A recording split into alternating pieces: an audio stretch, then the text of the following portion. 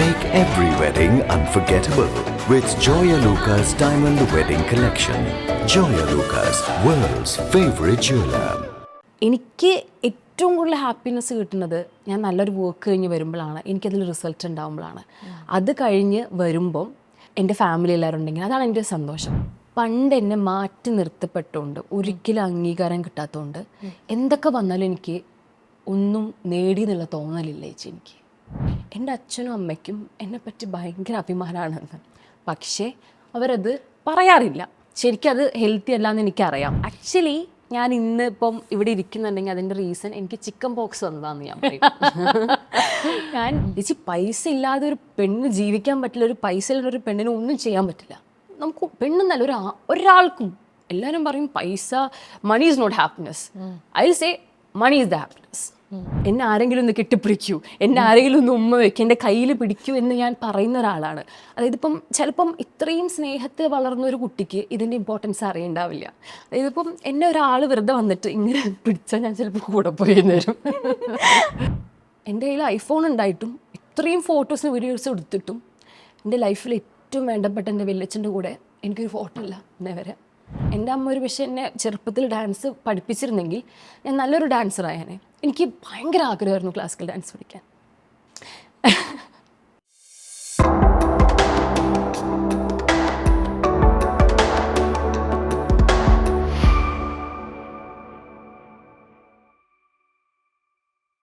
ഇതിനകത്ത് അക്ഷയുടെ എൻട്രി എവിടെ നിന്നാണ്? അക്ഷയുടെ എൻട്രി ആണ് ഒരു വലിയൊരു എൻട്രി ആയത്. കാരണം ഞാൻ അക്ഷയനെ പരിചയപ്പെട്ടായിരുന്നു. ഞങ്ങളൊരു ആഡ് ചെയ്തപ്പോൾ ഞങ്ങൾ അക്ഷയനെ മീറ്റ് ചെയ്തായിരുന്നു. നമ്മളൊരു ക്യാരവാൻ ഷെയർ ചെയ്യായിരുന്നു. അക്ഷയ, എനിക്കൊരു 3 കൊല്ലത്തെ പ്രണയം ഉണ്ടായിരുന്നു. ഓക്കെ.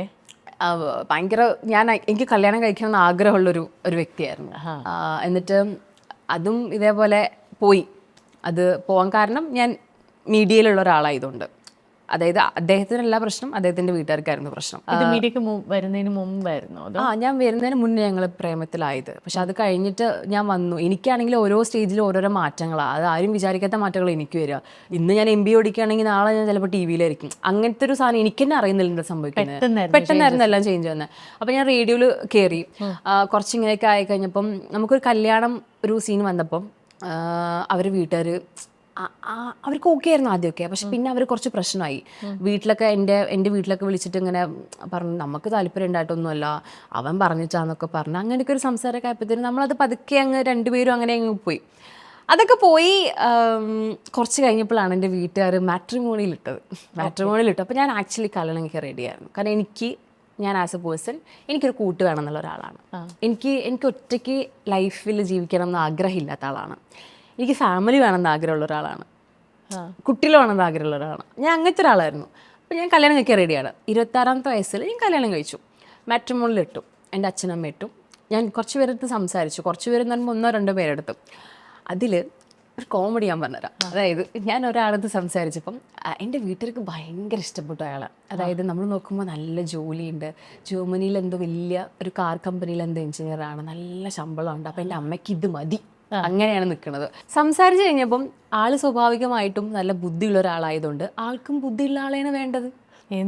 പറയുന്നത് കേൾക്കൂ ചേച്ചി, മുഴുവൻ കേൾക്കണം. എന്നോട് ഒരു ആപ്പ് ഡൗൺലോഡ് ചെയ്യാൻ പറഞ്ഞു. അതിലെന്ന് പറഞ്ഞാൽ കുറച്ച് ഗെയിംസ് ആണ്, നമ്മളിങ്ങനെ ബുദ്ധിപരമായിട്ട് ചെയ്യേണ്ട ഗെയിംസ്. അതായത് വെക്കാബുലറി ടെസ്റ്റിംഗ് ഉണ്ട്, ഗ്രാമർ ടെസ്റ്റിംഗ് ഉണ്ട്, അങ്ങനെ പല സംഭവങ്ങളുണ്ട്. എന്നെക്കൊണ്ടത് ഡൗൺലോഡ് ചെയ്യിപ്പിച്ചിട്ട് ലിറ്ററലി എന്നെക്കൊണ്ട് ഞങ്ങളുണ്ടൊരു ഗെയിം ഇങ്ങനെ കളിക്കുകയായിരുന്നു. സ്വാഭാവികമായിട്ടും ഞാൻ തോറ്റോണ്ട് റിജക്റ്റ് ചെയ്തോ ആ പ്രൊപ്പോസൽ? യെസ്. കാരണം എനിക്ക് ഐക്യു കുറവാണ് സാറേ. അതിന് അത്ര ബുദ്ധി ഒബ്വിയസ്ലി ഞാൻ അത് അക്സെപ്റ്റ് ചെയ്യുന്നു. കാരണം എനിക്കറിയില്ല, എനിക്ക് അത്രയും ഗ്രാമർ എനിക്കറിയില്ല, എനിക്ക് അത്രയും വെക്കാബുലറി എനിക്കറിയില്ല. ആള് പിന്നെ വിവരമൊന്നുമില്ല. എന്നിട്ട് ഞാൻ that's not okay I know. പക്ഷെ എൻ്റെ വീട്ടുകാർക്ക് അത് മതിയായിരുന്നു. അവർക്കെന്ന് പറഞ്ഞാൽ നമ്മളെ വീട്ടുകാർ എന്താ സമയത്ത് ആലോചിക്കുക, നല്ലൊരു ഇതെന്നല്ല ആലോചിക്കുള്ളൂ. അങ്ങനെ ആ ബന്ധം പോയി. അപ്പം എനിക്ക് മനസ്സിലായി ആളുകൾ എങ്ങനത്തെ ആൾക്കാരാണെന്ന്. ആ സമയത്താണ് കറക്റ്റ് അക്ഷയ് ലാൻഡ് ചെയ്യുന്നത്. അക്ഷയായിട്ട് ഇങ്ങനെ സംസാരിക്കുമ്പം ഞാൻ ആക്ച്വലി വിചാരിക്കുന്നത് അക്ഷയ് കോഴിക്കോടുകാരനാണ് ഞാൻ വിചാരിക്കണേ. സംസാരിച്ചപ്പോഴാണ് മനസ്സിലായത് ട്രിവാൻഡ്രം ആണെന്നുള്ളത്. അപ്പം എൻ്റെ വീട് മലപ്പുറം ആയതുകൊണ്ട് തന്നെ എൻ്റെ അച്ഛനും അമ്മയ്ക്കും മാക്സിമം ഒരു കണ്ണൂർ അല്ലെങ്കിൽ ഒരു എറണാകുളം അത്രയേ ഉള്ളൂ. അതിനപ്പുറത്തേക്ക് അവർക്ക് പോകാൻ പറ്റില്ല. എൻ്റെ അടുത്ത് വേണ്ട വേണ്ട എന്നൊക്കെ പറഞ്ഞു. പക്ഷെ ഞാൻ സംസാരിച്ചു വന്നപ്പോൾ എനിക്ക് ഭയങ്കര ഇഷ്ടപ്പെട്ടു. ഭയങ്കര രസമാണ് എന്ന് പറഞ്ഞാൽ സംസാരിക്കാൻ ഭയങ്കര കാര്യമായിരുന്നു. അങ്ങനെ ഞാൻ അങ്ങനെ വേണമെന്ന് പറഞ്ഞിട്ടുള്ളൊരു ലവ് അറേഞ്ച്ഡ് മാരേജ് ആയിരുന്നു എൻ്റെ അക്ഷയുടെ. And what is it like ഒരു കാനഡയിൽ വർക്ക് ചെയ്യുന്ന ഭർത്താവും കേരളത്തിൽ മീഡിയയിൽ ജോലി ചെയ്ത് അവിടെ ഇവിടെ എല്ലാം പറന്ന് നടന്ന് പണിയെടുക്കുന്ന വർഷയും എങ്ങനെയാണ് ഇത് മാനുവർ ചെയ്യുന്നത്? ലോങ് ഡിസ്റ്റൻസ് മാരേജ് ഭയങ്കര പ്രശ്നമാണ്. അതായത് ചേച്ചിക്ക് അറിയാലോ, നമ്മളിപ്പോഴും നന്നായിട്ടിരിക്കുന്നതിനേക്കാൾ കൂടുതലും അടിപിടി വഴക്ക് കാര്യങ്ങൾ തന്നെയായിരിക്കും. അത് വേറൊന്നും കൊണ്ടായിരിക്കില്ല, ടൈമിൻ്റെ ഡിഫറൻസ് ഭയങ്കരമായിട്ടുണ്ടല്ലോ. കാനഡയിൽ ഇപ്പം എനിക്ക് തോന്നുന്നു രാവിലെ ആവണുള്ളൂ, അത് രാത്രി എന്താന്ന് തോന്നുന്നു. അപ്പം ഭയങ്കര പ്രശ്നങ്ങളാണ് ആക്ച്വലി. പക്ഷെ നമുക്ക് പോകുന്നുണ്ട് മുന്നോട്ട് എങ്ങനെയൊക്കെയോ. അല്ല, സാധാരണ ഇങ്ങനെയൊക്കെ ഒരു അലയൻസ് വരുമ്പോൾ വീട്ടുകാർ പറയുന്നത് ജോലിയെല്ലാം വിട്ടിട്ട് അങ്ങോട്ട് പോയിക്കോളൂ, അവിടെ തന്നെ ജോലി നോക്കി സെറ്റിൽ ആയിക്കോളൂ എന്നൊക്കെയാണ് പറയുന്നത്. സോ ആ ഒരു പ്രഷർ ഒരിക്കലും ഫേസ് ചെയ്തിട്ടില്ല. കാരണം ഞാൻ പലപ്പോഴും കണ്ടിട്ടുണ്ട് പെൺകുട്ടികളുടെ കാര്യത്തിൽ അവർക്ക് എത്ര നല്ല ജോലിയാണെങ്കിലും എത്ര നല്ല വരുമാനമാണെങ്കിൽ തന്നെയും കല്യാണം കഴിച്ച ഹസ്ബൻഡ് വേറെ ഏതെങ്കിലും പുറത്തുള്ള ഒരു നാട്ടിലാണെങ്കിൽ ഇതെല്ലാം വിട്ടിട്ട് പോണ ഒരു ടെൻഡൻസീസ് ഉണ്ട്. അപ്പോൾ ആ തരത്തിലുള്ള പ്രഷേഴ്സ് ഫേസ് ചെയ്യുന്ന ഗേൾസിനോട് എന്താ പറയാനുള്ള വർഷയ്ക്ക്? അതായത് എനിക്കും ഇങ്ങനത്തെ ഒരു സാധനം വന്നിട്ടുണ്ടായിരുന്നു. അതായത് ഇപ്പം എൻ്റെ വീട്ടുകാർ പറഞ്ഞിട്ടൊന്നുമല്ല, ഇവൻ അക്ഷയ് പറഞ്ഞിട്ടുമല്ല. അതായത് നമ്മൾ കല്യാണം കഴിക്കുന്നത് എന്തിനാ? ഒരുമിച്ച് ജീവിക്കാൻ വേണ്ടിയിട്ടാണ്. അപ്പോൾ പിന്നെ അവിടെ ഇവിടെയും നിന്ന് കല്യാണം കഴിക്കേണ്ട ആവശ്യമില്ലല്ലോ. എൻ്റെ പ്ലാൻ പ്രകാരം കല്യാണം കഴിച്ച് കഴിഞ്ഞിട്ട് അക്ഷയ്ക്ക് PR ഉണ്ട്, അപ്പോൾ എനിക്ക് കൂടി PR ആയിക്കഴിഞ്ഞാൽ അങ്ങോട്ട് പോകാനായിരുന്നു. പക്ഷേ ദൈവത്തിൻ്റെ പ്ലാൻ വേറെ ആയിരുന്നു. മൂപ്പര് വിചാരിച്ചു നീ അത്ര പെട്ടെന്നൊന്നും കാനഡയിൽ പോകണ്ട. എനിക്ക് PR കിട്ടാൻ ഏകദേശം 1.5 വർഷം കൊടുത്തു. ആ 1.5 വർഷത്തിലാണ് ഇവിടെ നിന്നിട്ട് എൻ്റെ കരിയർ മാറിയത്. എനിക്ക് നേരത്തെ കിട്ടുമായിരുന്നെങ്കിൽ ചിലപ്പോൾ ഞാൻ പോയിട്ടുണ്ടാവുമായിരുന്നു. അതുകൊണ്ട് അതായത് നിങ്ങൾ ഇൻഡിപെൻഡൻ്റ് ആവണം എന്നോ അല്ലെങ്കിൽ അങ്ങനെയൊന്നും ഞാൻ പറയുന്നില്ല. കാരണം ഇത് ഞാൻ പോലും വിചാരിക്കേണ്ട എനിക്ക് വന്ന പ്ലാനാണ്. പക്ഷെ ഒരു കാര്യം ഞാൻ പറയാം, ഇനി എൻ്റെ കരിയറിൽ ഒരുവിധ കോംപ്രമൈസ് ഞാൻ ചെയ്യില്ല. അത് എൻ്റെ അനുഭവം കൊണ്ടാണ് ഞാൻ പറയുന്നത്. കാരണം ഞാൻ മനസ്സിലാക്കുന്നത് എനിക്ക് ഏറ്റവും കൂടുതൽ ഹാപ്പിനെസ് കിട്ടുന്നത് ഞാൻ നല്ലൊരു വർക്ക് കഴിഞ്ഞ് വരുമ്പോഴാണ്, എനിക്കതിൽ റിസൾട്ട് ഉണ്ടാകുമ്പോഴാണ്. അത് കഴിഞ്ഞ് വരുമ്പം എൻ്റെ ഫാമിലി എല്ലാവരും ഉണ്ടെങ്കിൽ അതാണ് എൻ്റെ സന്തോഷം. അല്ലാണ്ട് ഈ പറഞ്ഞ ഒന്നും ഇല്ലാണ്ട് വെറുതെ വീട്ടിലിരുന്ന് കഴിഞ്ഞിട്ടുണ്ടെങ്കിൽ ഞാൻ ഒരിക്കലും എൻ്റെ ഫാമിലിനെ നോക്കുന്ന ഒരു ഹാപ്പി ആയിട്ടുള്ള ഒരാളായിരിക്കില്ല. എനിക്കറിയാം ഇന്ന് ഞാൻ ഏൺ ചെയ്യുന്നതിൻ്റെ വില എന്താണ്, അല്ലെങ്കിൽ എൻ്റെ കരിയറിൻ്റെ വില എന്താണെന്നുള്ളത്. അപ്പം ഇതെൻ്റെ പേഴ്സണൽ ചോയ്സാണ്. പക്ഷെ ഒരിക്കലും നമുക്ക് പറയാൻ പറ്റില്ലല്ലോ ഒരാളുടെ അടുത്ത്. അതായത് നിങ്ങൾ കല്യാണം കഴിഞ്ഞിട്ട് പോകണമെന്നോ അല്ലെങ്കിൽ പോകണ്ടെന്നോ പറയാൻ പറ്റില്ല. ഓരോരുത്തർക്കും ഓരോ സാഹചര്യമാണ്. അപ്പം അവനവൻ്റെ ടേക്കാണ് എന്ത് ചെയ്യണം എന്നുള്ളത്, അതങ്ങോട്ട് ചെയ്യുക. ഇപ്പോൾ ഒത്തിരി പ്രശ്നങ്ങളും ഒത്തിരി സൈഡ് ലൈൻ ചെയ്യപ്പെട്ട ടാർഗറ്റ് ചെയ്യപ്പെട്ട വ്യക്തി സ്വയമേ നോക്കുമ്പോൾ what you think is your biggest strength and ഏറ്റവും വലിയ റെക്കഗ്നിഷൻ അല്ലെങ്കിൽ ഒരു അച്ചീവ്മെൻറ്റ് എന്ന് കരുതുന്നത് എന്താണ്? The 2 questions in this. എൻ്റെ സ്ട്രെങ്ത് എന്ന് പറയുന്നത് ചേച്ചി, എനിക്ക് എന്തൊക്കെ പ്രശ്നം വന്നു കഴിഞ്ഞാലും, അതായത് എനിക്ക് എന്ത് കാര്യങ്ങൾ നടന്നു കഴിഞ്ഞിട്ടുണ്ടെങ്കിലും ഞാൻ ചിലപ്പോൾ കരയുമായിരിക്കും, ഞാൻ കുറച്ചു നേരം ഒന്ന് തകർന്നിരിക്കുമായിരിക്കും. പക്ഷേ ഞാൻ ഏറ്റവും കൂടുതൽ ഈ ലോകത്ത് സ്നേഹിക്കുന്നത് എന്നെ തന്നെയാണ്. അതുകൊണ്ട് ഒരിക്കലും ഞാൻ എന്നെ വിട്ടുകൊടുക്കില്ല. Okay, and what is your biggest moment of achievement? നമുക്ക് സ്വയമേ തോന്നില്ലേ എനിക്ക് വിശ്വസിക്കാൻ പറ്റുന്നില്ല എനിക്കിത് കിട്ടി അല്ലെങ്കിൽ ഇത് ഞാൻ അച്ചീവ് ചെയ്തു എന്നുള്ളത്? എനിക്കൊരു വലിയ പ്രശ്നമുണ്ട്. എന്താണെന്ന് വെച്ച് കഴിഞ്ഞാൽ, അതായത് എത്രയൊക്കെ എനിക്ക് ലൈഫിൽ കിട്ടിയാലും പണ്ട് എന്നെ മാറ്റി നിർത്തപ്പെട്ടുകൊണ്ട് ഒരിക്കലും അംഗീകാരം കിട്ടാത്തതുകൊണ്ട് എന്തൊക്കെ വന്നാലും എനിക്ക് ഒന്നും നേടി എന്നുള്ള തോന്നലില്ല ചേച്ചി. എനിക്ക് ഇപ്പോഴും അതെ. എൻ്റെ അടുത്ത് എന്താ അച്ചീവ്മെൻ്റ് എന്ന് ചോദിച്ചാൽ എനിക്ക് അറിയില്ല. എങ്ങനെയാണ് അപ്പോൾ മുന്നോട്ട് പോവുക? കാരണം നമുക്ക് ലൈഫിൽ കണ്ടെൻറ്റ്മെൻറ്റ് അല്ലെങ്കിൽ നമ്മൾ ചെയ്തതിൽ നമുക്കൊരു പൂർണ്ണ തൃപ്തിയും സാറ്റിസ്ഫാക്ഷനും അത് സെൻസ് ഓഫ് അക്കംപ്ലിഷ്മെൻറ്റ് ഇല്ലെങ്കിൽ നമുക്ക് ഡേ ടു ഡേ ഹാപ്പിനെസ് തന്നെ ബുദ്ധിമുട്ടല്ലേ? ഭയങ്കരമായിട്ടാണ്. ആക്ച്വലി ഞാനിത് പറയുമ്പം എൻ്റെ സ്റ്റാർ സിംഗറിൽ എൻ്റെ ഒരുപാട് ഫ്രണ്ട്സിൻ്റെ അടുത്ത് ഞാൻ ചോദിക്കാറുണ്ട് എങ്ങനെയുണ്ട് എന്ന് ചോദിക്കുമ്പം അവരുടെ അടുത്ത് നല്ല അഭിപ്രായങ്ങൾ പറയുമ്പം, എൻ്റെ കൂടെയുള്ള പലരും എൻ്റെ അടുത്ത് നല്ല അഭിപ്രായങ്ങൾ പറയുമ്പോൾ, എൻ്റെ കണ്ടന്റിനെ പറ്റിയിട്ടാണെങ്കിലും സ്റ്റാർ സിംഗറിനെ പറ്റിയിട്ടാണെങ്കിലും പറയുമ്പം എനിക്കത് വിശ്വസിക്കാൻ പറ്റാറില്ല. സത്യം പറയാണ് ഞാൻ. ചേച്ചി എൻ്റെ അടുത്ത് കണ്ടന്റ് നല്ല എന്ന് പറഞ്ഞാലും ഞാൻ ശരിക്കും ഇങ്ങനെ ഒരു സാധനത്തിനപ്പുറത്തേക്ക് എനിക്ക് അക്സെപ്റ്റ് ചെയ്യാൻ പലപ്പോഴും പറ്റാറില്ല. അതിൻ്റെ കാരണം ഇന്നേ വരെ എൻ്റെ വീട്ടുകാരോ എൻ്റെ നാട്ടുകാരോ അല്ലെങ്കിൽ ഞാൻ വളർന്ന ആ സാഹചര്യത്തിൽ ഒരിക്കൽ പോലും ഒരാൾ എൻ്റെ അടുത്ത് മോളെ നന്നായിട്ടുണ്ടെന്ന് പറഞ്ഞിട്ടില്ല. എപ്പോഴെങ്കിലും അമ്മയോട് തുറന്ന് സംസാരിക്കാൻ ശ്രമിച്ചിട്ടുണ്ടോ ഈ കാര്യങ്ങളെക്കുറിച്ച്? എന്തുകൊണ്ട്? ഒരു കോൺവെർസേഷൻ്റെ ആവശ്യം ഉണ്ടാവില്ലേ at some point in time, ഒരു മുതിർന്നിട്ടെങ്കിലും? അമ്മ എന്ന് പറഞ്ഞിട്ടുണ്ടെങ്കിൽ ഭയങ്കര പ്രശ്നങ്ങളുള്ളൊരു വ്യക്തിയാണ് ഞാൻ മനസ്സിലാക്കിയെടുത്തോളം. എൻ്റെ അമ്മയ്ക്കാണ് ഏറ്റവും കൂടുതൽ, അമ്മയ്ക്ക് ജോലിയില്ല. അമ്മ എപ്പോഴും പറയുന്ന കാര്യമാണ്, എങ്ങനെയെങ്കിലും ഒന്ന് പഠിച്ചിട്ടൊരു ജോലി ഉണ്ടായിരുന്നെങ്കിൽ ഒരു വില ഉണ്ടായിരുന്നെന്ന് അമ്മ പറയാറുണ്ട്. അമ്മ ആഗ്രഹിച്ച പോയൊരു ജീവിതം കിട്ടിയിട്ടില്ല. അമ്മയ്ക്ക് നന്നായിട്ട് പഠിക്കാൻ പറ്റിയിട്ടില്ല. അമ്മയ്ക്ക് കലാപരമായിട്ട് ഭയങ്കര ആഗ്രഹമുള്ള ഒരാളായിരുന്നു, അത് ചെയ്യാൻ പറ്റിയിട്ടില്ല. അമ്മ ആസ് എ പേഴ്സൺ ഭയങ്കരമായിട്ട് റിഗ്രറ്റ് ചെയ്യുന്ന, അല്ലെങ്കിൽ ഭയങ്കരമായിട്ട് ഒന്നും കൂടി ശരിയായില്ല എന്ന് പറയുന്ന ഒരാളാണ്. അങ്ങനെ ട്രോമറ്റൈസ്ഡ് ആയിട്ടുള്ള, അല്ലെങ്കിൽ അത്രയും ഒരു ട്രോമ ക്യാരി ചെയ്യുന്ന ഒരാളെടുത്ത് എനിക്ക് പറ്റിയ കാര്യങ്ങൾ എനിക്ക് സത്യം പറയാൻ പറ്റിയിട്ടില്ല എന്നുള്ളതാണ്.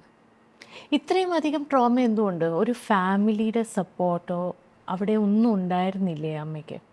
എൻ്റെ അച്ഛൻ 5 മക്കളെ ഏറ്റവും ഇളയ മോനാണ്. എൻ്റെ അച്ഛമ്മയ്ക്ക് 40ാമത്തെ വയസ്സിലുണ്ടാവണം മോനാണ്. അപ്പം അച്ഛൻ കല്യാണം കഴിച്ച് കഴിഞ്ഞിട്ട് അച്ഛൻ സൗദിയിൽ പോയി. അച്ഛൻ ഇപ്പം കഴിഞ്ഞൊരു 33 വർഷമായിട്ട് അച്ഛൻ സൗദിയിലാണ്. അമ്മ ജീവിച്ചിട്ടുള്ളത് അച്ഛൻ്റെ പെങ്ങന്മാരുടെ കൂടെയാണ്. അതായത് അച്ഛൻ്റെ 2ാമത്തെ ചേച്ചി, അവരുടെ ഹസ്ബൻഡ്, മക്കളുടെ മുകളിൽ ഒരു വീടുണ്ട്. ആ വീട്ടിലായിരുന്നു അച്ഛൻ അമ്മേനെ കല്യാണം കഴിച്ചു കൊണ്ടുവന്നത്. അവിടെയായിരുന്നു എൻ്റെ അമ്മ ഉണ്ടായിരുന്നത്. ഞാൻ ജനിച്ചത് അവിടെയായിരുന്നു. എനിക്ക് 1 വയസ്സായപ്പോഴാണ് എൻ്റെ വല്യച്ഛൻ്റെ വീട്ടിലോട്ട്, തറവാട്ടിലോട്ട് ഞങ്ങൾ മാറിയത്. അപ്പം അച്ഛൻ കൊല്ലത്തിൽ അന്നൊക്കെ എന്ന് പറഞ്ഞിട്ടുണ്ടെങ്കിൽ 2 കൊല്ലം കൂടുമ്പോൾ അച്ഛൻ വരിക. 2 കൊല്ലത്തിൽ 6 മാസം നാട്ടിലുണ്ടാവും. അങ്ങനെയായിരുന്നു. അങ്ങനെ അച്ഛൻ വന്ന് പോവാറുള്ളൂ. ഭയങ്കര പ്രായമായിട്ടുള്ളതാണ് എൻ്റെ അച്ഛമ്മ. കാരണം അത്രയും 40 വയസ്സിലുണ്ടായ മകൻ എന്ന് പറയുമ്പം അച്ഛൻ്റെ ആ ഒരു 27 വയസ്സെന്ന് പറയുമ്പോൾ എത്രയാണെന്ന് അറിയില്ല. അത്രയും അച്ഛമ്മയ്ക്ക് 70-80 വയസ്സുണ്ട് ആ സമയത്ത് തന്നെ. അപ്പോൾ അമ്മയുടെ ചുറ്റും നോക്കുമ്പം പ്രായമായിട്ടുള്ള ഒരാൾക്കാരുടെ ഒരു ബഹളമാണ്.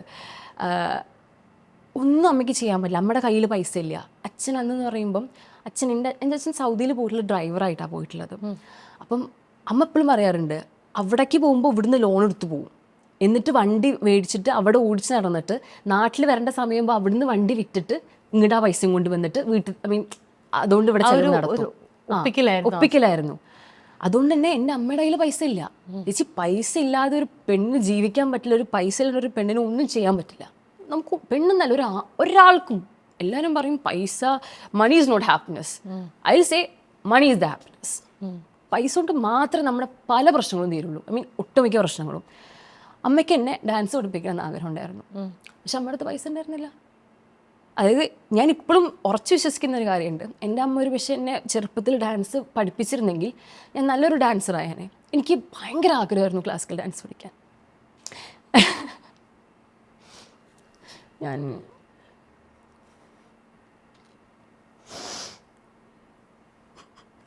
നമ്മുടെ സ്കൂളിൽ യൂത്ത് ഫെസ്റ്റിവൽ നടക്കുമല്ലോ. അപ്പം ആ സമയത്ത് എൻ്റെ ക്ലാസ്സിൽ ഭയങ്കരമായിട്ട് ഡാൻസ് കളിക്കുന്ന കുറേ കുട്ടികളുണ്ട്. അപ്പം നമ്മൾ യൂത്ത് ഫെസ്റ്റിവലിൻ്റെ സമയത്ത് നമ്മുടെ ക്ലാസ്സൊക്കെ മേക്കപ്പ് റൂമായിട്ട് മാറും. അപ്പം ഇവരുടെ ഡാൻസ് ടീച്ചേഴ്സും ഫാമിലിയൊക്കെ വരും. എന്നിട്ട് ഇവർ മേക്കപ്പൊക്കെ ചെയ്യുമ്പോൾ ഞാനിങ്ങനെ ഡോറിൻ്റെ അവിടെ നിൽക്കും. എന്നിട്ട് ഞാൻ ഇവരിങ്ങനെ നോക്കിയിട്ട് ഞാൻ നിൽക്കാറുണ്ട്.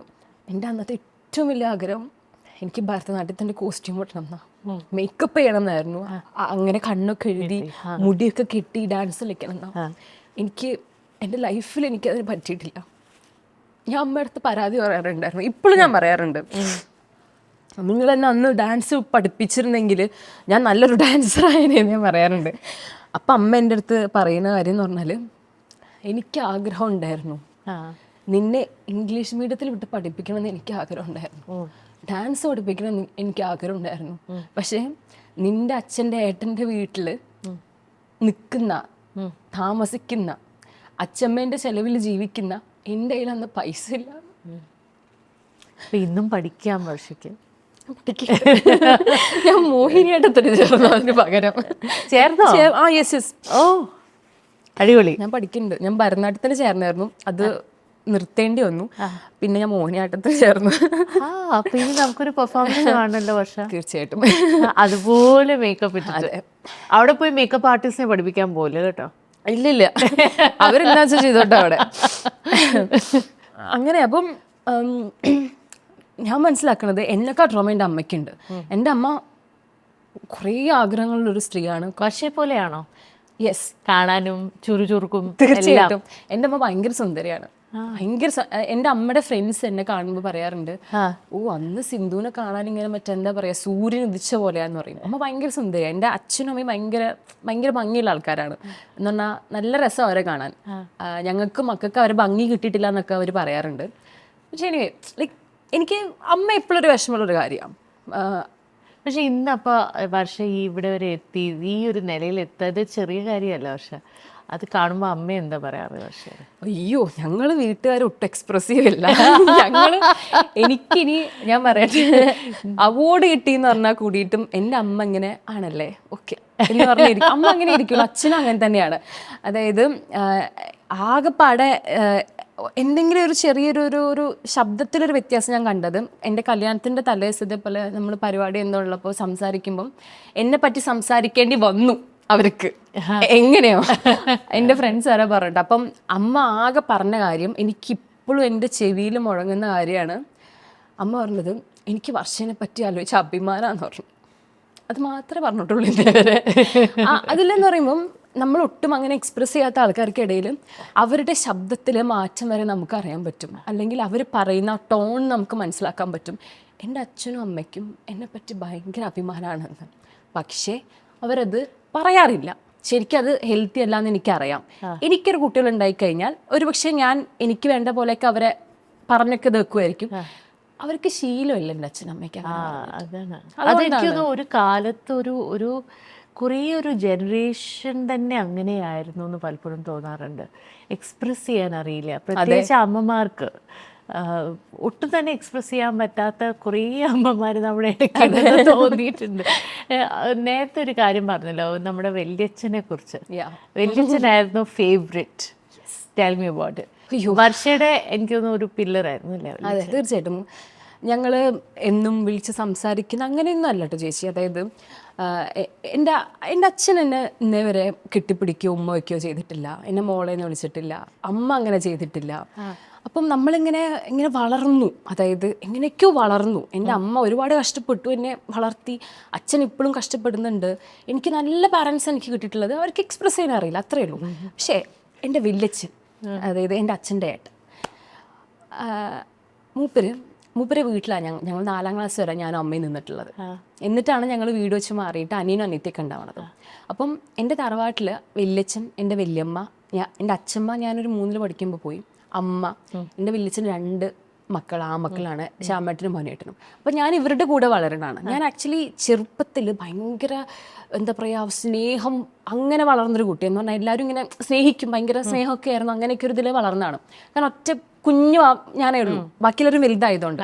അപ്പം വല്യച്ഛൻ നെയിൽവേലിയിലാണ് വർക്ക് ചെയ്യണേ, NLCയിൽ. മൂപ്പര് ഇതേപോലെ ആഴ്ചയിൽ ഒരിക്കൽ നാട്ടിൽ വരും. അങ്ങനെയൊക്കെ ഉള്ളൂ കേട്ടോ. ഞാൻ ചെറുപ്പത്തിലൊന്നും അങ്ങനെ മൂപ്പരായിട്ട് അത്ര അറ്റാച്ച്ഡ് ആണെന്ന് വെച്ചാൽ എനിക്ക് അങ്ങനെ അറിഞ്ഞൂടാ. അതായത് ഞങ്ങളെപ്പോഴും ഒപ്പൊക്കെ തന്നെയാണ്. മൂപ്പര് വന്നു കഴിഞ്ഞാലാണ് എന്നെയാണ് മൂപ്പരെ കൊണ്ടുപോവുക. അതായത് സാധനങ്ങൾ മേടിക്കാൻ കൊണ്ടുപോകും. എന്താ വെച്ചാൽ അച്ഛനൊന്നും അതില്ലല്ലോ. അപ്പം ഞാൻ സത്യം പറഞ്ഞിട്ടുണ്ടെങ്കിൽ ഞാൻ ഒരിക്കലും പറയാൻ പാടില്ല, എൻ്റെ ഈ മൊത്തത്തിൽ ഓടുന്ന രക്തം എൻ്റെ അച്ഛൻ്റെ വേർപ്പിൻ്റെ ആണെങ്കിൽ കൂടിയിട്ടും എനിക്കൊരു ചായ എപ്പോഴും വല്യച്ഛൻ്റെ അടുത്താണ്. ഞാൻ കാരണം മൂപ്പർ എന്നെ എല്ലായിടത്തും കൊണ്ടുപോകണത്. കാരണം അച്ഛൻ നമ്മളെ വീട്ടിലില്ലാത്തതുകൊണ്ട് നമ്മൾക്ക് എവിടെയും നമ്മളെ ആൾ കൊണ്ടുപോകണമെന്നില്ല. അപ്പോൾ വല്യച്ഛൻ വന്നു കഴിഞ്ഞാൽ ആഴ്ചയിൽ ഒരിക്കലും ഞങ്ങൾ ഇതേപോലെ ഏട്ടന്മാരുണ്ടാവും, എന്നെയും കൊണ്ടിട്ട് മലപ്പുറം അങ്ങാടിയിൽ പോകുന്നു, സാധനങ്ങൾ മേടിക്കുന്നു. പിന്നെ എനിക്ക് വിഷുവിന് എനിക്ക് പാദസരം മേടിച്ചു തരും, കിളിങ്ങുന്ന പാദസരം. അതൊക്കെ അങ്ങനെ എനിക്ക് ഡ്രസ്സ് മേടിച്ചു തരുന്നത് ഒക്കെ മൂപ്പരായിരിക്കും. അങ്ങനെ ഞങ്ങൾ ഞാൻ വളർന്നു പന്തലിച്ചു വലുതായി. നമ്മൾ ഈ പറഞ്ഞ പോലെ ഞങ്ങൾ വീട് വെച്ച് മാറിയെങ്കിൽ കൂടിയിട്ടും തൊട്ടടുത്താണ് ഞങ്ങളെല്ലാവരും. അപ്പം ഞാൻ എപ്പോഴും അങ്ങോട്ട് പോകുന്നൊക്കെ ഉണ്ട്. എനിക്ക് ആ ഒരു വ്യക്തിയെ പറ്റി ആകെ പറയാനുള്ളൊരു കാര്യം എന്ന് പറഞ്ഞാൽ, എൻ്റെ കുടുംബത്തിൽ ചേച്ചി ഇങ്ങോട്ട് വരും, കൈ ഇങ്ങോട്ട് വരും, എന്നെ ഇങ്ങനെ കയ്യിൽ പിടിക്കുന്ന ഒരാൾ, അല്ലെങ്കിൽ എന്നെ ഇങ്ങനെ ചേർത്ത് പിടിക്കുന്ന ഒരാൾ, ആ മനുഷ്യൻ മാത്രമാണ്. ഞാൻ ഇപ്പോഴും എന്നെ ആരെങ്കിലും ഒന്ന് കെട്ടിപ്പിടിക്കൂ, എന്നെ ആരെങ്കിലും ഒന്ന് ഉമ്മ വയ്ക്കും, എൻ്റെ കയ്യിൽ പിടിക്കൂ എന്ന് ഞാൻ പറയുന്ന ഒരാളാണ്. അതായത് ചിലപ്പം ഇത്രയും സ്നേഹത്തിൽ വളർന്ന ഒരു കുട്ടിക്ക് ഇതിൻ്റെ ഇമ്പോർട്ടൻസ് അറിയണ്ടാവില്ല. അതായത് എന്നെ ഒരാൾ വെറുതെ വന്നിട്ട് ഇങ്ങനെ പിടിച്ചാൽ ഞാൻ ചിലപ്പോൾ കൂടെ പോയി തരും. അത്രയ്ക്ക് എനിക്ക് കൊതിയാണ് ഒരാളെ എന്നെ സ്നേഹിക്കണം എന്നുള്ളതിൽ. എന്നെ അങ്ങനെ ചെയ്ത ഒരേ ഒരു വ്യക്തി മൂപ്പരായിരുന്നു. 3 കൊല്ലം മുന്നേ എൻ്റെ വല്യച്ഛൻ പോയി. അതായത് എൻ്റെ വല്യച്ഛൻ്റെ ഒരു വലിയൊരു ആഗ്രഹം ഉണ്ടായിരുന്നു എൻ്റെ കല്യാണമൊക്കെ കാണണം എന്ന്. അപ്പം അക്ഷയായിട്ടൊക്കെ നമ്മൾ സംസാരിച്ച് റെഡിയായി. അപ്പം അക്ഷയനൊക്കെ മുപ്പൊരു ഫോട്ടോയിലൊക്കെ കണ്ടിട്ടുണ്ടെങ്കിലും അക്ഷയ് നാട്ടിൽ വന്നിട്ടില്ലല്ലോ, അപ്പോൾ കണ്ടിട്ടൊന്നുമില്ല. ഒരു കൊറോണയുടെ സമയത്ത് നാട്ടിലൊക്കെ കൊറോണയാണ്, അപ്പം സ്വാഭാവികമായിട്ടും നമ്മുടെ സ്വന്തം ചോരയ്ക്ക് എന്തെങ്കിലും പറ്റിയാലേ നമുക്ക് അതിൻ്റെ വില മനസ്സിലാവുള്ളൂ. അപ്പോൾ എല്ലാവർക്കും കൊറോണ വരുമ്പോഴും നമ്മളിങ്ങനെ ഓക്കെ കൊറോണയാണ് എല്ലായിടത്തും എന്ന് പറഞ്ഞിരിക്കുകയാണ്. കൊറോണേൻ്റെ അവസാന ഒരു വേവ് എന്തോ ആയപ്പോഴത്തേനും ഞാനന്ന് ഡിസംബർ 19 എനിക്ക് എറണാകുളത്തൊരു ഷൂട്ടുണ്ട്, ഒരു ഷൂട്ടിൽ. അപ്പോൾ ഞാൻ പെട്ടെന്ന് അമ്മ എന്നെ വിളിച്ചിട്ട് പറഞ്ഞു, ഇവിടെ വലിയച്ഛന് കൊറോണയാണ്, കുറച്ച് സീരിയസ് ആണെന്ന് തോന്നുന്നു എന്ന് പറഞ്ഞു. അപ്പം അതിനൊക്കെ 2 വർഷം മുന്നേ തന്നെ വലിയച്ഛനൊരു ഹാർട്ടിനൊരു പ്രശ്നമൊക്കെ വന്നിട്ട് ഒരു ചെറിയ ഓപ്പറേഷനൊക്കെ കഴിഞ്ഞിട്ടുണ്ട്. അന്നൊക്കെ ഞാൻ വിളിക്കുന്നു സംസാരിക്കുന്നു എന്നല്ലാണ്ട് എനിക്ക് ഒരു പെടപ്പൊന്നും ഉണ്ടായിട്ടില്ല. പക്ഷേ ചേച്ചി എനിക്ക് ദൈവമാണോ എന്നൊന്നും എനിക്ക് അറിഞ്ഞൂടാ. ഞാനൊരു ശക്തിയിൽ വിശ്വസിക്കുന്ന ഒരാളാണ്, എന്തോ ഒരു പവറിൽ. ആ ഒരു പവർ കൊണ്ടാണെന്ന് തോന്നുന്നു ഞാൻ അമ്മ അടുത്ത് പറഞ്ഞു ഞാൻ എന്നാൽ വരാട്ടോ എന്ന് പറഞ്ഞു. വരാമെന്ന് പറഞ്ഞു. ആ ഷൂട്ട് എനിക്ക് ഭയങ്കര ലേറ്റായിട്ടാണ് കഴിഞ്ഞൊരു വൈകുന്നേരം എന്തോ 3 മണി എന്ന് തോന്നുന്നു, ആ സമയത്താണ് കഴിഞ്ഞത്. ഞാൻ വാഴക്കാലയപ്പോൾ താമസിക്കുന്നത്. ഞാൻ എൻ്റെ ഇയോണാണ്, എന്തെങ്കിലും ലോകം മൊത്തം കറങ്ങണ എൻ്റെ ഇയോണിലാണ്. എൻ്റെ വണ്ടി എന്നെ അതുവരെ ചതിച്ചിട്ടില്ല, ഒരിക്കൽ പോലും എൻ്റെ ഇയോണിൽ എനിക്കൊരു പ്രശ്നം ഉണ്ടായിട്ടില്ല. അന്ന് കറക്റ്റ് ഞാൻ ചാലക്കുടി എത്തുമ്പം, ആ ഓവർ ബ്രിഡ്ജിൻ്റെ അവിടെ എത്തുമ്പം എൻ്റെ സൈഡിൽ കൂടെ പോണ വണ്ടിക്കാരൊക്കെ ഹോൺ അടിച്ചിട്ട് പറഞ്ഞു അടിയിലെന്തോ ഇങ്ങനെ തൂങ്ങി കിടക്കുന്നുണ്ട്, അതിങ്ങനെ റോഡിൽ ഉരഞ്ഞിട്ട് ഇങ്ങനെ സ്പാർക്ക് ഉണ്ടാവുന്നുണ്ടെന്ന് പറഞ്ഞു. അപ്പോൾ നോക്കുമ്പോൾ എന്തോ ഒന്ന് പൊട്ടി കിടക്കുന്നുണ്ട്. ചെന്നപ്പോൾ കുറേ സമയമെടുത്തു, 7 മണിയായി. അതായത് ഞാൻ അവിടെ നിന്ന് ചാലക്കുടി നിന്ന് പരിപാടി കഴിഞ്ഞ് ഇറങ്ങാൻ വേണ്ടിയിട്ട്.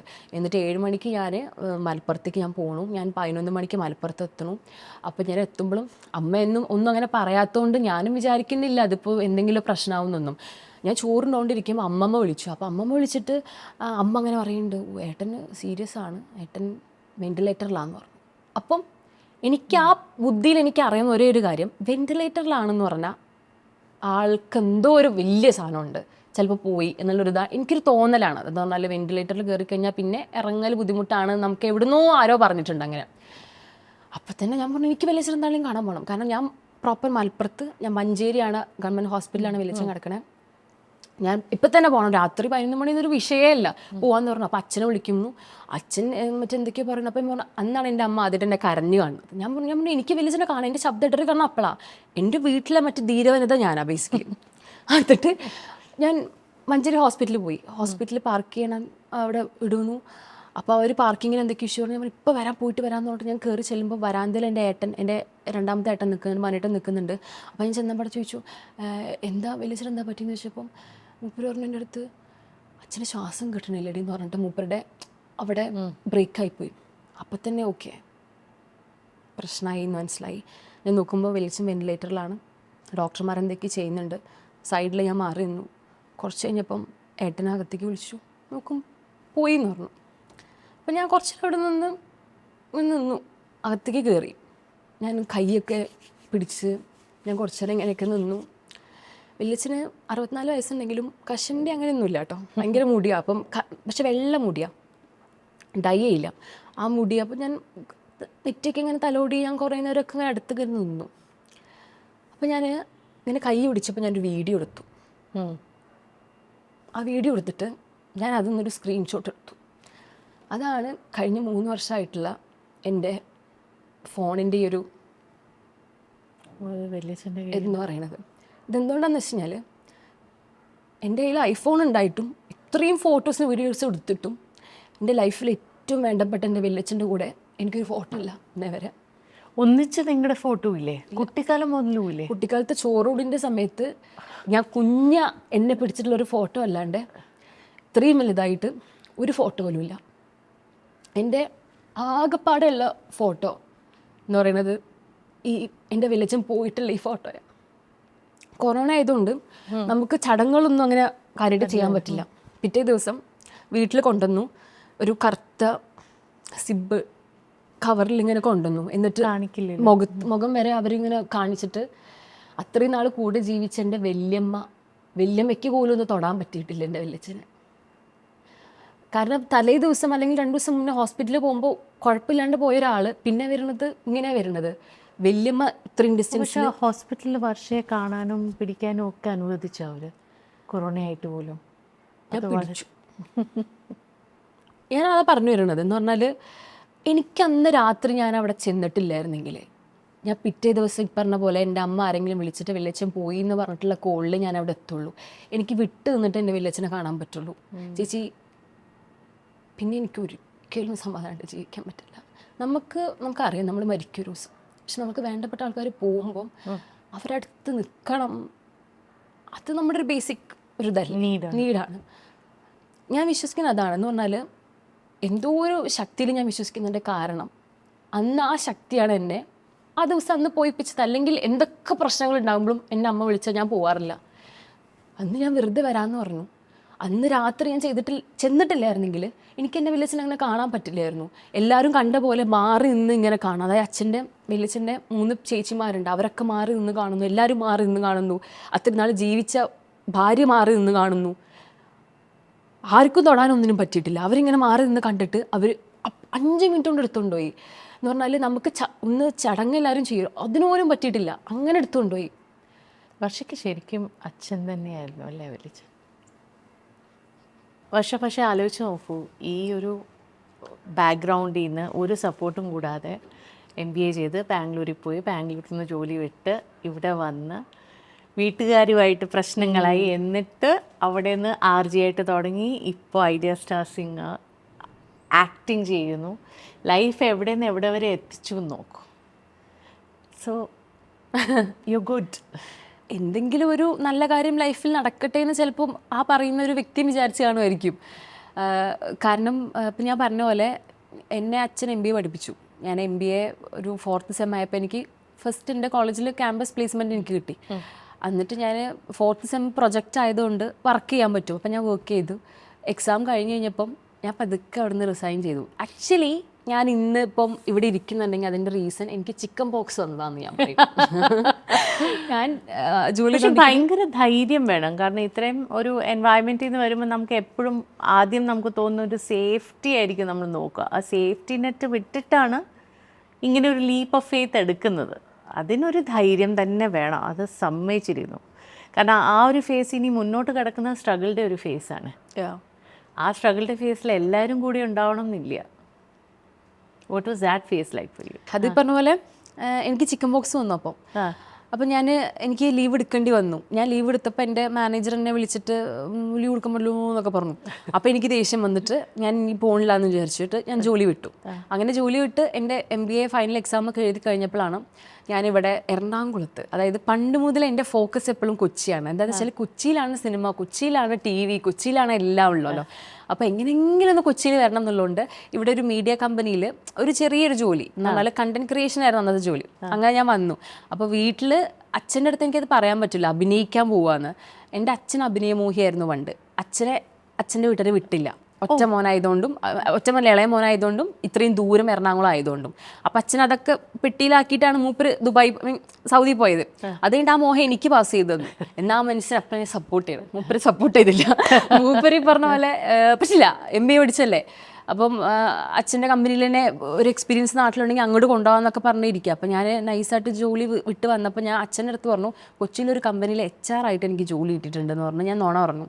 അമ്മ അടുത്ത് ഞാൻ പറഞ്ഞു, ഇതാണ് സംഭവം, അഭിനയിക്കാൻ പോവുകയാണ്, ഇതല്ല എൻ്റെ ലക്ഷ്യം. തുടർന്ന് അങ്ങോട്ട് എൻ്റെ ജീവിതത്തിൽ ഞാൻ ഇതെല്ലാം ഉദ്ദേശിക്കുന്നത്. ഞാൻ അതിന് അടുത്തൊരു വഴി കണ്ടെത്തും. അപ്പം എനിക്കതിന് സ്പേസാണത്. നമുക്കൊരിക്കലും പെട്ടെന്നൊരു നാട്ടിൽ വന്നിട്ട് ഒന്ന് തപ്പി കണ്ടുപിടിക്കണമെങ്കിൽ കുറച്ച് പൈസ അധികം വേണം, ഒരു സ്പേസും വേണം. അപ്പോൾ എന്നെ നോക്കുമ്പം എനിക്കൊരു ചെറിയ ജോലിയാണ്, അതാണ് എൻ്റെ ഓപ്പർച്യൂണിറ്റി. ഞാൻ അതിൽ പിടിച്ച് കയറാനാണ് ഉദ്ദേശിച്ചത്. പക്ഷെ ഇതൊന്നും വീട്ടുകാർക്ക് പറഞ്ഞാൽ മനസ്സിലാവില്ലല്ലോ. അമ്മ അടുത്ത പക്ഷേ ഞാൻ പറഞ്ഞു, ഇങ്ങനെ അഭിനയം തന്നെ പരിപാടി, അപ്പം ഞാൻ പോകാമെന്ന് പറഞ്ഞു.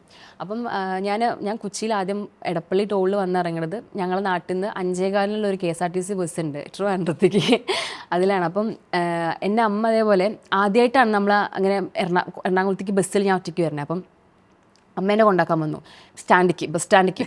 അപ്പോൾ ഓട്ടോയിൽ ഞങ്ങളുടെ വീടിൻ്റെ അടുത്തുള്ള നിസാം കാക്ക എന്ന് പറഞ്ഞ ആളുടെ ഓട്ടോ വിളിച്ചിട്ട് 5:15 5 മണിക്ക് നമ്മൾ ഓട്ടോയിൽ കയറി പോവുകയാണ്. അപ്പം നമ്മൾ സ്ട്രീറ്റ് ലൈറ്റ് ഈ ഒരു മഞ്ഞ ലൈറ്റാണല്ലോ. അപ്പോൾ ആ മഞ്ഞ ലൈറ്റിൽ ഇങ്ങനെ പോകുമ്പോൾ അമ്മ എനിക്ക് ഇങ്ങനെ കുറച്ച് പൈസ കയ്യിൽ വന്നു കേട്ടോ. അപ്പോൾ ഞാൻ നോക്കുമ്പം പൈസ തരുമ്പോൾ എപ്പോഴും നമ്മൾ ആദ്യം എത്ര ഉണ്ട് എന്നാണല്ലോ നോക്കുക. ഞാനപ്പോൾ ആ ലൈറ്റിലിങ്ങനെ നോക്കുമ്പോൾ 2000-ൻ്റെ 2 നോട്ടാണ്. ആ 4000 രൂപയും കൊണ്ടാണ് ഞാൻ കൊച്ചിയിൽ വന്നത്. അപ്പം അമ്മയ്ക്ക് അറിയാം സത്യം ഞാൻ ഇങ്ങനെ പരിപാടി എന്നുള്ളത്. അങ്ങനെ ഞാൻ വന്നു. അപ്പം ഞാൻ വിചാരിച്ചു സ്മൂത്തായിട്ട് കാര്യങ്ങൾ പോകുന്നുണ്ടാവുന്നു. പക്ഷേ വന്ന് വീഡിയോസൊക്കെ ചെയ്തു തുടങ്ങി. വീഡിയോ ഒക്കെ ചെയ്തപ്പം അത് ആക്ച്വലി ആ സമയത്ത് കുറച്ചൊക്കെ ഇങ്ങനെ വൈറലായിട്ടൊക്കെ ഉണ്ടായിരുന്നു. അപ്പം നാട്ടിലൊക്കെ ആൾക്കാർ കണ്ടു തുടങ്ങി. അപ്പോൾ എപ്പോഴും ഒരാളുടെ കൂടിയ വീഡിയോ ചെയ്യുന്നത്, ഒരു ആൺകുട്ടിയായിരിക്കും കൂടെ ഉണ്ടാവുക. അങ്ങനെ അപ്പം നാട്ടുകാർക്കൊക്കെ മറ്റേ പ്രശ്നമായി, വീട്ടിലൊക്കെ ആകെ പ്രശ്നമായി.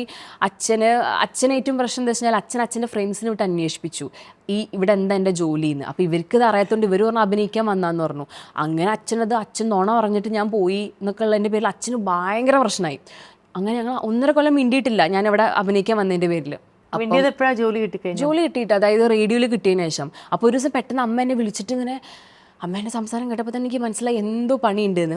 അമ്മ വിളിച്ചിട്ട് പറഞ്ഞു, മറ്റേ വല്യമ്മയൊക്കെ വന്ന് എന്തൊക്കെയോ പറയുന്നുണ്ട്, അച്ഛനൊക്കെ ആകെ പ്രശ്നമാക്കിയിട്ടുണ്ട്, എന്തൊക്കെയാണ്, നീ അത് വിട്ടിട്ട് ഇങ്ങോട്ട് വന്നാളാന്ന് പറഞ്ഞു എൻ്റെ അടുത്ത്. അപ്പോൾ ഞാൻ പറഞ്ഞു ഇല്ല, ഞാൻ വരില്ല എന്ന് തന്നെ പറഞ്ഞു നിന്നു. പിന്നെ കറക്റ്റ് ഒരു ദിവസം ഉണ്ട്, ഞാൻ ലുലു മോളിൽ ഞാനും എൻ്റെ ഫ്രണ്ടും കൂടി ഇരിക്കുന്ന സമയത്ത് അച്ഛൻ വിളിച്ചിട്ട് പറഞ്ഞു എൻ്റെ അടുത്ത്, ഒന്നില്ലെങ്കിൽ നിൻ്റെ അഭിനയം, അല്ലാന്നുണ്ടെങ്കിൽ കുടുംബം, ഏതാ വേണ്ടെന്ന് തീരുമാനിച്ചോ എന്ന് പറഞ്ഞു. അപ്പം ഞാൻ എനിക്ക് തോന്നിയത് അങ്ങനെയാണ് പറയാം. ഞാൻ പറഞ്ഞു എനിക്ക് ഇത് മതി, ഞാൻ കുടുംബം വേണ്ടാന്ന് വെക്കാമെന്ന് പറഞ്ഞിട്ട് ഞങ്ങൾ അങ്ങനെ വെച്ചു. അവിടെ കട്ടായതാണ് ഞാനും എൻ്റെ അച്ഛനും തമ്മിലുള്ള ബന്ധം. 1.5 കൊല്ലം മൂപ്പർ എന്നെ വിളിച്ചിട്ടില്ല, മിണ്ടിയിട്ടില്ല. ഓൾറെഡി നമ്മൾ അങ്ങനെ ഭയങ്കര സ്നേഹവും ഇതൊന്നുള്ള ആൾക്കാരല്ല, എന്ന് പറഞ്ഞാൽ കാണിക്കുന്ന ആൾക്കാരല്ല. എപ്പോഴും വിളിച്ച് മോളെ എന്ന് പറയുന്ന ആളൊന്നും അല്ലാത്തതുകൊണ്ട് തന്നെ 1.5 കൊല്ലത്തെ മിണ്ടാട്ടും കൂടി കട്ടായപ്പോഴത്തേനും കംപ്ലീറ്റ് കട്ടായി. പിന്നെ അങ്ങനെ ഒരു മനുഷ്യനില്ല എന്നുള്ളൊരു സാധനമായല്ലോ. അങ്ങനെ ഞാൻ ആകെ ഇതായിട്ടിരിക്കാം. എന്താ രസം എന്ന് വെച്ചാൽ ചേച്ചി, എനിക്ക് മറ്റേ ബാംഗ്ലൂർ വർക്ക് ചെയ്യുന്ന സമയത്ത് എനിക്ക് ഫസ്റ്റ് കിട്ടിയ സാലറി 32,000 രൂപയാണ്. ഇവിടെ വരുമ്പോൾ എനിക്ക് 13,000 രൂപയാണ് അവർ തന്നത്. ആ 13,000 രൂപയിൽ എത്രയോ 3,000 എന്തോ റെൻറ്റ് എന്തോ കൊടുക്കണം താമസിക്കുന്ന സ്ഥലത്തിന്. അപ്പോൾ നമ്മൾ അവിടെ താമസിക്കുന്ന സ്ഥലത്ത് ഭക്ഷണമൊന്നും ഉണ്ടാക്കുന്നില്ലാത്തതുകൊണ്ട് 2 നേരത്തെ ഭക്ഷണത്തിനുള്ള വക എങ്ങനെയെങ്കിലും ബാലൻസ് ചെയ്യണം. അപ്പോൾ അതിന് വേണ്ടിയിട്ട് എന്ത് ചെയ്യും, രാവിലെ പട്ടിണിയാണ്. അതായത് രാവിലെ ഭക്ഷണം കഴിച്ചാൽ പിന്നെ പൈസ ഇല്ല. ഉച്ചയ്ക്ക് ഞങ്ങളെ ഫ്രണ്ട് ഉണ്ട് നിവി എന്ന് പറഞ്ഞിട്ട്, ഞാൻ ഒരുപാട് പേരെടുത്ത് എൻ്റെ ലൈഫിൽ കടപ്പെട്ടിട്ടുണ്ട്. അവരൊക്കെ എന്നെ കുറേ ഹെൽപ്പ് ചെയ്തിട്ടുണ്ട്. അവൾ വീട്ടിൽ നിന്ന് വരുന്നത്. അപ്പോൾ അവൾ വീട്ടിൽ നിന്ന് കുറേ ചോറ് കൊണ്ടുവരും. അത് ഞങ്ങൾ 3 പേര് കഴിക്കും. ഞങ്ങൾ 3 ഫ്രണ്ട്സ് ഉണ്ട്. രാത്രി ഞാനും എൻ്റെ റൂംമേറ്റും കൂടി ഉണ്ട്. എടപ്പള്ളി ടോളിൻ്റെ അല്ല, നമ്മുടെ എടപ്പള്ളി പള്ളീൻ്റെ ഒരു സൈഡിലായിട്ട് തട്ടുകടകളുണ്ട്. അവിടെ 20 രൂപയ്ക്ക് ദോശ കിട്ടും. എക്സ്ട്രാ 30 എന്തോ കൊടുത്താൽ ചിക്കൻ ഫ്രൈയും കിട്ടും തോന്നുന്നു. പിള്ളേർ റിലേറ്റ് ചെയ്യുന്നുണ്ടായിരിക്കും. അപ്പോൾ അങ്ങനെ 20 രൂപയ്ക്ക് രാത്രി ദോശയും കഴിക്കും. അതായിരുന്നു എൻ്റെ ഭക്ഷണം. അപ്പം ഞാൻ മന്ത്ലി കണക്ക് കൂട്ടും, ഇത്ര കഴിച്ച് ഇത്ര രൂപ എന്ന് പറഞ്ഞിട്ട് ആ 13,000 രൂപയിലെല്ലാം ബാലൻസ് ചെയ്യാണ്. അങ്ങനെയാണ് കൊച്ചിയിലുള്ളൊരു ലൈഫ് ഇനീഷ്യൽ ഉണ്ടായിരുന്നത്. അത് കഴിഞ്ഞപ്പം എൻ്റെ ലൈഫ് എൻ്റെ മൊത്തത്തിൽ കാര്യങ്ങൾ മാറ്റിമറിച്ചൊരു വ്യക്തി എൻ്റെ അജയ് എന്ന് പറഞ്ഞ ഫ്രണ്ടാണ്. ഞാൻ പലപ്പോഴും പറഞ്ഞിട്ടുണ്ടെങ്കിലും ഞാൻ ഒരിക്കൽ കൂടി പറയാണ്, അജയ് ഇല്ലായിരുന്നെങ്കിൽ എനിക്കൊരു പക്ഷേ ഒന്നും നടക്കില്ലായിരുന്നു. അജയ് തപ്പി കണ്ടുപിടിച്ചു, റേഡിയോ മിർച്ചിയിൽ ഒരു ഒഴിവുണ്ട്. അജയ് എനിക്ക് CV അവൻ ഉണ്ടാക്കിയിട്ട് അവൻ അയച്ചു കൊടുത്തു, PH അയച്ചു കൊടുത്തു. ഇൻ്റർവ്യൂവിന് വിളിച്ചു, ഞാൻ പോയി, ജോലി കിട്ടി. എൻ്റെ പ്രശ്നങ്ങളൊക്കെ മാറി, എന്ന് പറഞ്ഞാൽ ബേസിക് പ്രശ്നങ്ങളൊക്കെ മാറി. എനിക്ക് നല്ല കമ്പനിയിൽ ജോലി കിട്ടി, അച്ഛൻ ഹാപ്പിയാണ്. അപ്പം ഞാനൊരു കാര്യം ചോദിക്കട്ടെ, ഇപ്പോൾ ഏതെങ്കിലും കൊച്ചുങ്ങൾ അവിടെ, ഞാൻ പറയുന്നത് മലപ്പുറമോ കാസർഗോഡോ അവിടെയുള്ള ഏതെങ്കിലും പെൺകുട്ടികൾ ഇങ്ങനെ പ്ലാൻ ഇടുവാണെങ്കിൽ അവരോട് എന്ത് പറയും വർഷ? അത് ഭയങ്കര ടഫ് ക്വസ്റ്റ്യനാണ് ചേച്ചി. കാരണം പഠിത്തം കളഞ്ഞിട്ടുള്ള ഒരു പരിപാടിക്ക് നിൽക്കണ്ട. അത് ആദ്യമേ ഞാൻ പറയാം. ഞാൻ MBA കഴിഞ്ഞിട്ട്, അതായത് എനിക്കൊരു മാസ്റ്റേഴ്സുമായിട്ടാണ് ഞാൻ എൻ്റെ പരിപാടിക്ക് ഇറങ്ങിയത്. 10ാം ക്ലാസ്സോ അല്ലെങ്കിൽ +2 കഴിഞ്ഞിട്ട് വേറെ ഡിഗ്രി ഒന്നും ഇല്ലാണ്ട് ആരും ഒന്നിനും ഇറങ്ങരുത്. അത് കഴിഞ്ഞിട്ട് നിങ്ങൾക്ക് ഇഷ്ടമുള്ളതുപോലെ ജീവിക്കാനുള്ളതാണ് നിങ്ങളുടെ ജീവിതം. ആരും, അച്ഛനാവട്ടെ അമ്മയാവട്ടെ, ആരും പറഞ്ഞ് നമ്മൾ കേൾക്കേണ്ട ആവശ്യമില്ല. നമുക്ക് വിശ്വാസം ഉണ്ടെങ്കിൽ നമുക്ക്. പക്ഷെ വേറെ കാര്യം പറയട്ടെ, എനിക്ക് അന്ന് എന്നെപ്പറ്റി ഭയങ്കര വിശ്വാസം ഉണ്ടായിട്ടൊന്നുമില്ല കേട്ടോ ഞാനിതിനെ ഇറങ്ങി പുറപ്പെട്ടത്. ഇങ്ങനെ ഇറങ്ങി പുറപ്പെട്ടാണ്. അതായത് നമ്മളിപ്പം കുഴപ്പമില്ലാണ്ട് പോകുമ്പം ഭയങ്കര ബിൽഡപ്പ് പണ്ടത്തെ ലൈഫിന് കൊടുക്കേണ്ട ആവശ്യമില്ല. എനിക്കന്ന് ഞാൻ രക്ഷപ്പെടുമെന്ന് എനിക്ക് അറിയണ്ടായിരുന്നില്ല. ഞാൻ റേഡിയോയിൽ കയറുമെന്ന് എനിക്ക് അറിയണ്ടായിരുന്നില്ല. അതുകൊണ്ട് ടെലിവിഷൻ കയറുമെന്ന് എനിക്ക് അറിയണ്ടായിരുന്നില്ല. എനിക്ക് എന്തൊക്കെ കഴിവുണ്ടെന്ന് എനിക്ക് അറിയണ്ടായിരുന്നില്ല. എന്തോ ഒരു ഒഴുക്കിൽ ഞാൻ ഇങ്ങനെ അങ്ങ് ചെയ്തു, അത്രയേ ഉള്ളൂ. ഓൺ ദാറ്റ് നോട്ട് നമുക്കൊരു ഒഴുക്കിലൊരു കാർഡ് ഗെയിം കളിക്കാം. Sure. Okay, this is Vanessa's card game. Okay, ഏതെങ്കിലും ഒരു കാർഡ് എടുക്കുക ആൻഡ് അതിനകത്തുനിന്ന് എന്തെങ്കിലും കാര്യം വരുന്നത് ഓർമ്മയിൽ നിന്ന്. Good one. ആക്ച്വലി വിഷമമാണെങ്കിൽ കൂടിയിട്ടും ഈ പണ്ടുണ്ടായിട്ടുള്ള കാര്യങ്ങളാണ് എന്നെ ഫോം ചെയ്തിട്ടുള്ളത്. അതുകൊണ്ട് തന്നെ ഇന്ന് ഞാനിങ്ങനെ നിൽക്കുന്നുണ്ടെങ്കിൽ അതിൻ്റെ അടിത്തറ എൻ്റെ വിഷമങ്ങളാണ്. അപ്പോൾ അത് ഗുഡ് വൺ എന്ന് ഞാൻ ഉറച്ച് വിശ്വസിക്കുന്നു. ഓക്കെ, ആസ്ക് യുവർ മം. അമ്മയോട് എന്താണ് ചോദിക്കാനുള്ളത്? ചോദിക്കേണ്ടത് തന്നെ എനിക്ക് മറുപടികൾ അറിയാം, പക്ഷെ എന്നാലും ഞാൻ ചോദിക്കാം. അതായത് അമ്മയുടെ ലൈഫിൽ ശരിക്കും ഹാപ്പി ആണോ എന്ന് എനിക്ക് അറിയണമെന്നുണ്ട്. ഒന്ന് only on one condition. only on one condition. ഞാൻ ഈ കാര്യം ചെയ്യാം only on one condition. അത് ഒബ്വിയസ്ലി ഞാൻ പറഞ്ഞിട്ടുണ്ട് അക്ഷയിൻ്റെ അടുത്ത്. What is your condition? ഞാൻ ലേറ്റസ്റ്റ് പറയുകയാണെങ്കിൽ ഞാൻ പറഞ്ഞു ഈ മാസത്തെ EMI ഞാൻ അടയ്ക്കാം ഓൺലി ഓൺ ഈ കണ്ടീഷൻ, അത് ഈ മാസം അവസാനമാകുമ്പോഴത്തേന് തിരിച്ചു തരണം. അതാണ് ഞാൻ പറഞ്ഞിട്ടുണ്ടാവുക. അതെ, അതാണ് ഞാൻ പറഞ്ഞിട്ടുള്ളത്. പിന്നെ റിമൂവ് ദ സൂപ്പർഫിഷ്യൽ, അതെന്താ ഉദ്ദേശിക്കുന്നത് മനസ്സിലായില്ല. എന്തെങ്കിലും ഒരു കാര്യത്തിന്റെ സൂപ്പർഫിഷ്യാലിറ്റി മാറ്റുക, അതായത് അതിനകത്തെ ഫേക്ക്നെസ്സോ അതിനകത്തെ എലമെന്റ്സോ ഒക്കെ മാറ്റി ഒത്തൻറ്റിക് ആയിട്ട് പ്രസന്റ് ചെയ്യുക. Is there anything that has happened in your life where you felt that ഈ സൂപ്പർഫിഷ്യൽ ആയിട്ടുള്ള മേ ബി ദ ഫ്രണ്ട്സ് ആയിരിക്കാം, അല്ലെങ്കിൽ റിലേഷൻഷിപ്സ് ആയിരിക്കാം, അത് എന്തെങ്കിലും അങ്ങനെ എന്തെങ്കിലും റിമൂവ് ചെയ്തിട്ടുണ്ടോ from your life? May be friendships. അത് ഒരുപാടുണ്ട്. അതെന്ന് പറഞ്ഞിട്ടുണ്ടെങ്കിൽ എനിക്കെപ്പോഴും തോന്നിയിട്ടുണ്ട് എൻ്റെ ചുറ്റും ഒരു ഫേക്ക് സാധനങ്ങൾ ഉണ്ടായിട്ടുണ്ടെങ്കിൽ അത് താനേ പോയിട്ടുണ്ട്. ഞാൻ റിമൂവ് ചെയ്യേണ്ടത് തന്നെ പോയിട്ടുണ്ട്. ഓക്കെ, ഓഫീസിലത്തെ ഫ്രണ്ട്ഷിപ്പ് തന്നെ ആയിരിക്കും. ഫ്രണ്ട്ഷിപ്പ് തന്നെ ആയിരിക്കും. എന്നെ വേണ്ടി പറയാൻ കുറേ ഉണ്ട്. ഓക്കെ, ചേച്ചിക്ക് എല്ലാ കാർഡും ഏതാണെന്ന് അറിയാം അല്ലേ? എനിക്ക് എല്ലാ കാർഡും ഏതാണ്? ക്രൈറ്റ് ഔട്ട്. ക്രൈറ്റ് ഔട്ട്. ഐ തിങ്ക് അത് നമ്മൾ കുറേ ഞാൻ വിചാരിക്കുന്നു ഞാൻ എന്ത് ബോറിംഗ് ആണ്, വന്ന മുതൽ തുടങ്ങിയതാണ് കരച്ചിൽ എന്നൊക്കെ. നമ്മൾ റിലീസ് ചെയ്ത് കഴിഞ്ഞു കഴിഞ്ഞാൽ അത് അവിടെ അവസാനിച്ചു. അത് നെഞ്ചിൽ കൊണ്ട് നടക്കുകയല്ലേ ബുദ്ധിമുട്ടിലൂടെ. ഒരു കാർഡും കൂടി ആവാം. വിത്ത് ജോയ്. വിത്ത് ജോയ്. ഏറ്റവും സന്തോഷത്തോടെ ചെയ്യുന്ന കാര്യം റൈറ്റ് നൗ ഞാൻ ഏറ്റവും സന്തോഷത്തോടു കൂടി ഞാൻ ജീവിക്കുന്നുണ്ട്. സത്യമായിട്ടും എന്താ വെച്ചാൽ കുറച്ച് മുന്നേ വരെ ഞാൻ എപ്പോഴും നമ്മളെ ലൈഫിൽ നടക്കുന്നതിൻ്റെ ലോജിക്ക് ആലോചിക്കാറുണ്ട്. അത് എന്തുകൊണ്ട് ഇത് സംഭവിച്ചു, അതെന്താ എനിക്കിത് സംഭവിച്ചതെന്ന്. പക്ഷേ ഒരു സ്ഥലത്ത് ഞാൻ വായിച്ചു, ജീവിതം എന്ന് പറയുന്നത് അങ്ങനെ ലോജിക്ക് നമ്മൾ ചോദിച്ചുകൊണ്ട് ആവശ്യമില്ല. ജീവിതം ജീവിക്കാനുള്ളതാണ്, ജീവിക്കുക. ഇന്ന് രാവിലെ തന്നെ കുഞ്ഞൊരു എക്സാമ്പിൾ പറയുകയാണെങ്കിൽ, ഞാൻ രാവിലെ എണീച്ചപാടെ എൻ്റെ ടംബ്ലറിൽ വെള്ളം നിറയ്ക്കുകയാണ്. 1.5 ലിറ്ററിൻ്റെ ടംബ്ലറാണ്. വെള്ളം നിറഞ്ഞു വന്നപ്പോഴത്തേന് എൻ്റെ കയ്യിൽ നിന്ന് വീണുപോയി. എൻ്റെ അടുക്കള മൊത്തം 1.5 ലിറ്റർ വെള്ളമാണ്. മുന്നേ ആയിരുന്നെങ്കിൽ ഞാൻ വിചാരിക്കും തുടക്കം ഡേ ഫസ്റ്റ് തുടക്കം തന്നെ ആകെ പ്രശ്നമാണ്, അപ്പോൾ ഇന്നത്തെ ദിവസം പോയി എന്നൊക്കെ വിചാരിച്ച് ഞാൻ ഫുൾ ഡാർക്ക് അടിച്ചേനെ. പക്ഷെ ഇന്നേ വിചാരിച്ചു വെള്ളം പോയോ, ഇത്ര ഉണ്ട്. എന്നിട്ട് ഞാൻ തുണി എടുത്തു മറ്റേതാക്കി അവിടെ നിന്നോണ്ട് തന്നെ അടുത്ത് നിറച്ചു. അപ്പം ഞാനിപ്പം വിത്ത് ജോയ് ഞാൻ ജീവിക്കുന്നുണ്ട്. അങ്ങനെ പോയാൽ മതി. എനിക്ക് മുന്നോട്ടുള്ള ജീവിതവും ഇതുപോലെ തന്നെ വിത്ത് ജോയ് തന്നെ പോട്ടെ. And I hope you heal from all your past childhood memories and മുന്നോട്ട് എല്ലാ സന്തോഷങ്ങളും. ഷോ അവസാനിക്കുന്നതിന് മുന്നൊരു കാര്യം പറയാനുള്ളത്, ഞാൻ റേഡിയോയിൽ സെലിബ്രിറ്റി ഷോസ് ചെയ്യുമായിരുന്നു, ഇൻ്റർവ്യൂസ്. അപ്പം അന്ന് മുതൽ ഞാൻ റെഫർ ചെയ്യുന്ന ഒരു വീഡിയോ ആണ് എപ്പോഴും ചേച്ചീൻ്റെ വീഡിയോസ്. ചേച്ചീൻ്റെ അന്നത്തെ ഹാപ്പിനെസ് പ്രോജക്റ്റ് മുതലാണ് ഞാൻ കാണാൻ തുടങ്ങിയത്. ഓരോ ആർട്ടിസ്റ്റ് വരുമ്പോഴും ഞാൻ ചേച്ചീൻ്റെ വീഡിയോസാണ് ആദ്യം കാണാറുള്ളത്. അത് കഴിഞ്ഞപ്പോൾ ഐ എം വിത്ത് ധന്യ വർമ്മയായി. അപ്പം ഞാൻ ആക്ച്വലി ഭയങ്കരമായിട്ട് മാനിഫെസ്റ്റ് ചെയ്തിട്ടുള്ള ഒരു സാധനമാണ് ഈ ഒരു ഷോ. Very honest. യെസ്, എനിക്ക് എൻ്റെ അടുത്ത് ഇപ്പോൾ വേറെ ആരെങ്കിലുമൊക്കെ എന്തെങ്കിലുമൊക്കെ ചോദിക്കുമ്പോൾ കൂടിയിട്ടും ഞാൻ എപ്പോഴും പറയാറുണ്ട്, എനിക്കങ്ങനെ ഒരു ഷോയിൽ വന്ന് പറയത്തക്ക ഒന്നും ഞാൻ ലൈഫിൽ നേടിയിട്ടില്ല എപ്പോഴും ആയിട്ടും. എനിക്ക് ഇനി ഒരുപാടുണ്ട്. അപ്പം നമുക്ക് മേ ബി നെക്സ്റ്റ് ടൈം എന്ന് ഞാൻ പറയാറുണ്ട്. പക്ഷേ ഈ ഒരു കോൺവെർസേഷൻ ഇത് ഞാൻ ഭയങ്കരമായിട്ട് ആഗ്രഹിച്ചതാണ്. ഞാനിത് മാനിഫെസ്റ്റ് ചെയ്തതാണ്. എനിക്കിവിടെ വരണം എന്നുണ്ടായിരുന്നു. ആൻഡ് യെസ്, ഇനിയും നമ്മൾ ഷോപ്പിംഗ് മോൾസിൽ വെച്ച് അന്ന് കണ്ടുമുട്ടിയതാണ് ഇനി മാനിഫെസ്റ്റേഷൻ. അന്ന് മാസ്ക് ഇട്ടിട്ട് നമ്മൾ അങ്ങോട്ടും ഇങ്ങോട്ടും തുറച്ചു നോക്കിയതാണ് ഇനി സംസാരം. So thank you so much. It's always a pleasure knowing you. നമ്മൾ എത്രയോ തവണ മീറ്റ് ചെയ്തിരിക്കണം അതിന് ശേഷം അല്ലേ. So this was meant to be. നമ്മൾ വർക്ക് ചെയ്ത് നമ്മൾ ആഡ് ഉള്ള അപ്പൊ ഇത് വർഷയ്ക്ക് ചർമ്മകാന്തിക്കും സൗന്ദര്യം ഗ്രീൻ ആൻഡ് ബേജിന്റെ പ്രോഡക്ട്സ് ആണ്. So you have this is a little gift hamper. ഇതിനകത്ത് you have a deep moisturiser, under arm serums ഉണ്ട്, മാസ്ക് ഉണ്ട്. You can use this. This is very very well made product. Thank you so much.